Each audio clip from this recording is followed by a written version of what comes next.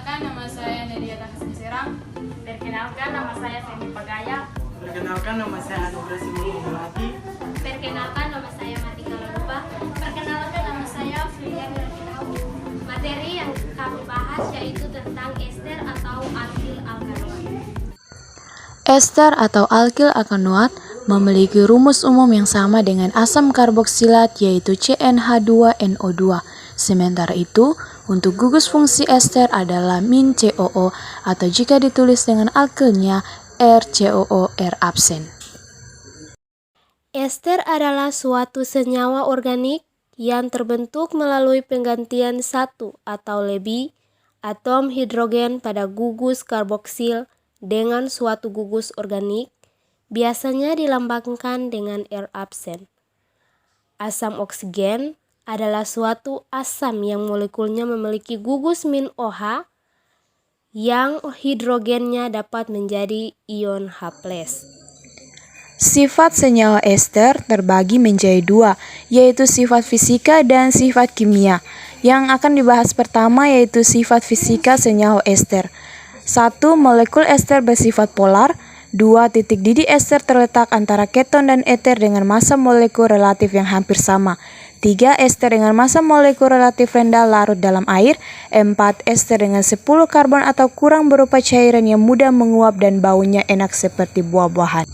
Selanjutnya, yang ditampilkan dalam tabel berikut ini merupakan sifat-sifat fisika senyawa ester. Yang kedua yang akan dibahas yaitu sifat kimia senyawa ester. Pertama, mengalami reaksi hidrolisis. Ester merupakan senyawa yang bersifat netral. Biasanya ester mengalami reaksi kimia di gugus alkoksi atau -OR absen, digantikan oleh gugus yang lain. Hidrolisis dipercepat dengan adanya asam atau basa. Hidrolisis dalam suasana asam merupakan kebalikan dari esterifikasi. Ester direflux dengan air berlebih yang mengandung katalis asam yang kuat. Reaksi yang terjadi merupakan reaksi kesetimbangan sehingga reaksi tidak pernah berhenti. Jika suatu basa NaOH atau KOH digunakan untuk menghidrolisa ester, maka reaksi tersebut sempurna. Asam karboksilat dilepaskan dari kesetimbangan dengan mengubahnya menjadi garam. Garam organik tidak bereaksi dengan alkohol, sehingga reaksi tersebut merupakan reaksi tidak dapat balik.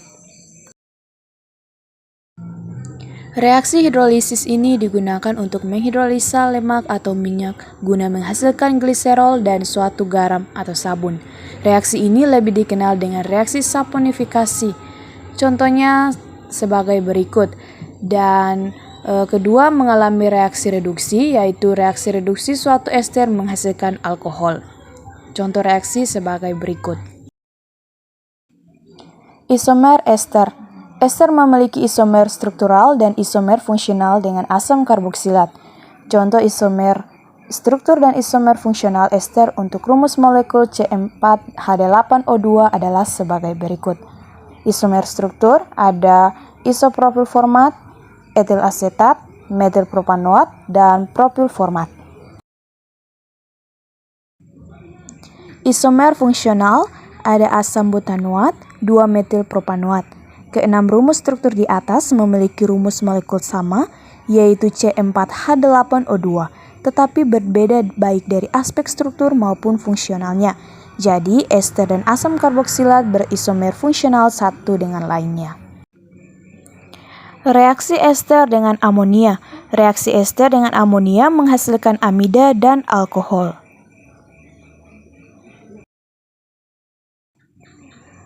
Reaksi ester dengan pereaksi Grignard. Ester bereaksi dengan pereaksi Grignard membentuk keton. Pereaksi Grignard dapat dibuat dengan cara mereaksikan hal alkana dengan logam magnesium.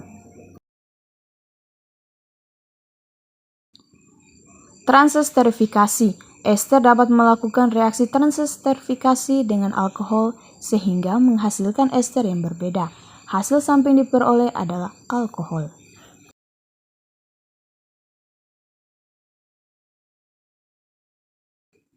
Reaksi reduksi ester. Reduksi ester dengan katalis tembaga 2 oksida dan tembaga 3 kromat menghasilkan alkohol primer.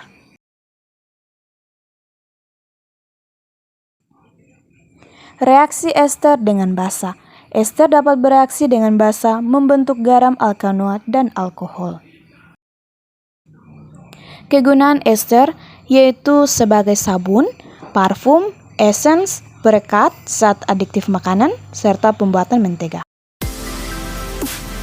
Demikianlah hasil pembelajaran kami tentang ester atau alkil alkanoat. Sekian dan